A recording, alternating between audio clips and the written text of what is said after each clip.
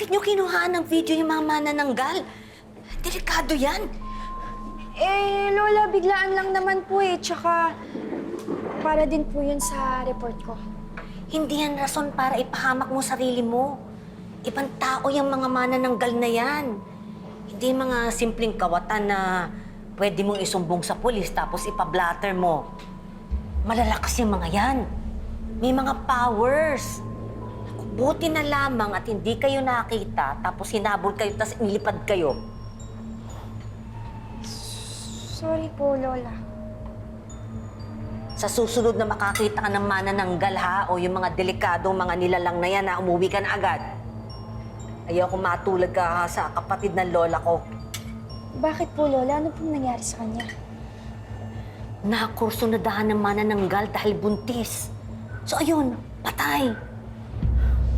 Pati daw yung mga alagang mga manok, hindi pinalampas. O gusto mo bang mangyari yun sa'yo?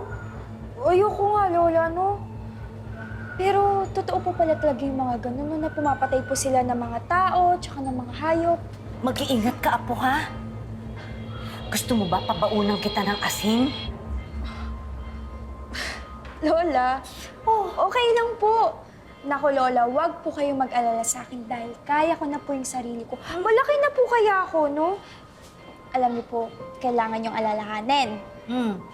Ikaw, Lola, kasi mamaya bigla na naman tumaas yung blood pressure nyo, tapos may stress kayo, di ba?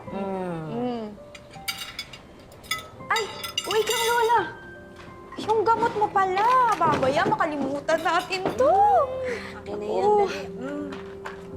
Makakalimutan mo na naman Hindi, yung gamot mo, ikaw ang nakakalimutan. Tuminom ng gamot mo.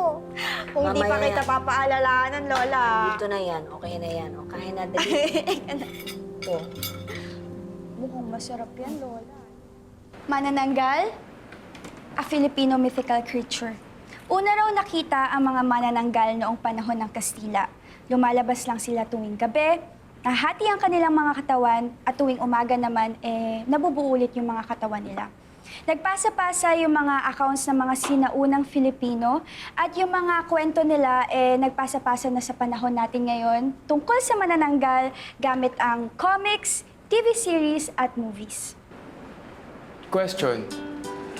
Bukod sa word of mouth at sa paggamit ng mga manananggal sa Filipino pop culture, totoo ba talaga sila? Well, ang sabi kasi nung lola ko, yung kapatid daw ng lola niya namatay at nabiktima ng manananggal. Dahil kayo ng lola ko, Yarn. Well, guys, syempre nung una ako din hindi ako naniniwala kasi sino ba namang maniniwala sa manananggal, 'di ba? Parang hindi siya makatotohanan. Pero may nakita kami ni Brandon kagabi sa park. At ito yung video.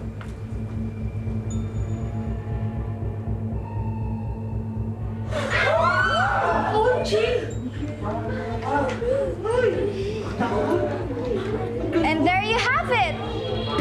A flying manananggal. Pumapatay ng mga tao, lalo na ng mga sanggol at buntis. They are dangerous monsters. Dangerous monsters? Yes, Pes. Kasi di ba unlike ng mga duwende na paglalaroan ka lang, na mga kapre na bubugahan ka lang ng usok. Kaya kayo, mag-iingat kayong lahat. Lalo na may mga pinapahid sila kasi na parang special langis bago sila magpalit ng anyo. Kadiri naman, iyo. How primitive! Baka hindi naman lahat ng manananggal masama, di ba? Katulad lang ng tao, may good at may bad. Pero best kasi, di ba, tayong mga tao may sinusunod tayong batas. Yung mga manananggal, wala, di ba? Kaya kahit anong gawin nila, kahit pumatay pa sila ng mga tao, walang huhuli sa kanila dahil nga manananggal sila. Bakit, Bes? Alam ba natin kung ano yung batas ng mga manananggal? Baka kailangan pa i-research.